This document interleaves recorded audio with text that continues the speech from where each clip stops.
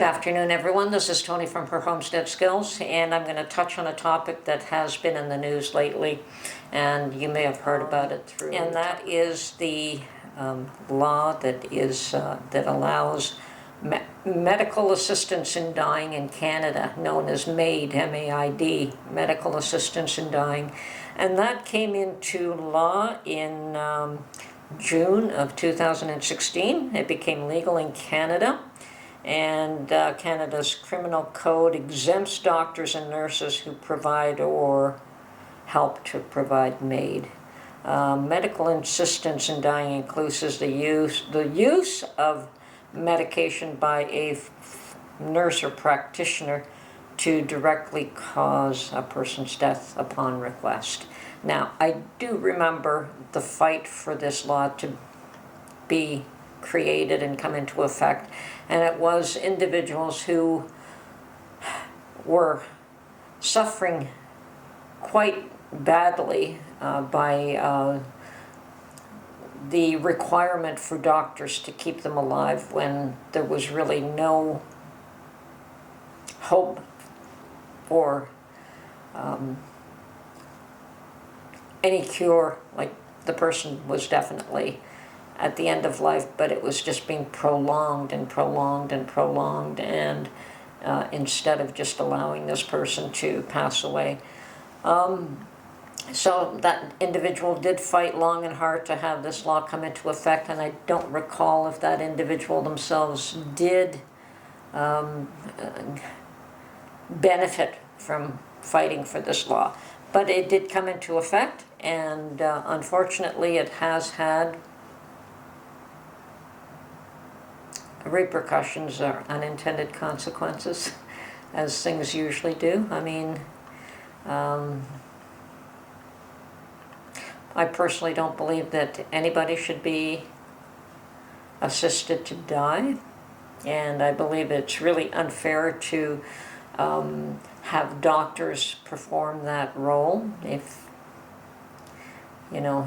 you are so sick and you want to take your own life, that option is always available to you, but to try and force the countries and the laws to say that a doctor has to provide this service is, I think, a little bit of a stretch from my perspective, but I'm nobody.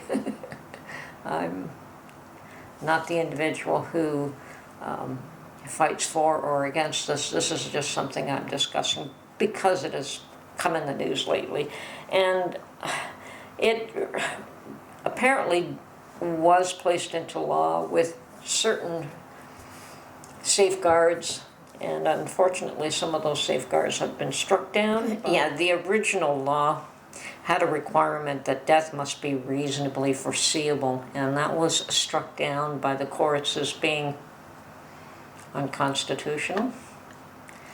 So once again, that opened the door.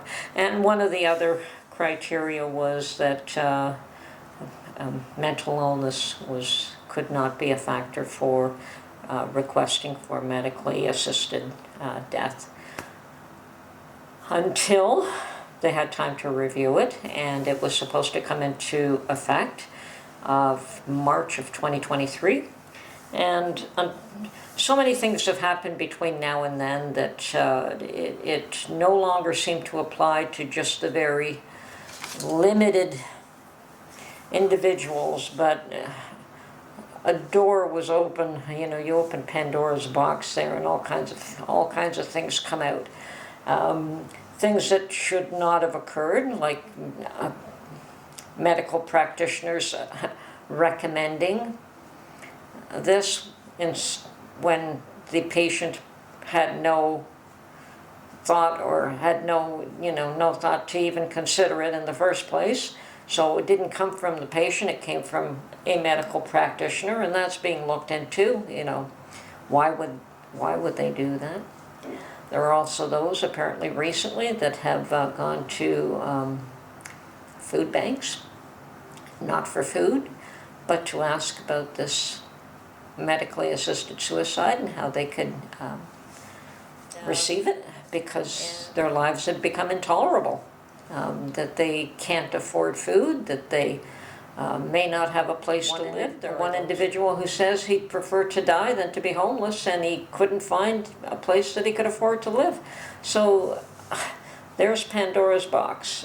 There is situations where these people should not be eligible for this, but yet they're considering it. And why are they considering it? And of course, mental illness is something that is treatable. So if it's treatable, why would it become a factor?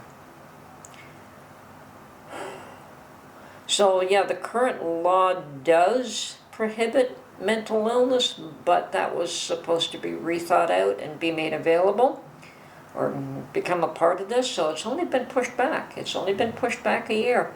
So a year from now, March 2024, they will have more time to rethink whether mental illness should be justification for taking your own, or for wanting to end your own life. So I have my own issues with this. I personally believe nobody but God can decide when your life is supposed to end. And yes, people's lives can at times become intolerable, become difficult. Many of us face trials that seem to be beyond our capability of bearing. But I've heard it said that God does not burden a person beyond their ability. So a lot of people don't even know what they're capable of bearing, and the benefits that they derive from the tribulations that they do bear. So I'm glad that this has been pushed back another year. Hopefully it'll be rethought out a little bit better, and mental illness will not be included at any time. So, because I'm sure that there are detractors and supporters on both sides of that argument. And I hope that if I ever feel that way myself, that I will not try to get somebody else to carry the burden of me making that decision to end my life. It should not be anybody's burden to bear but my own. Anyway, this is Tony from Her Homestead Skills.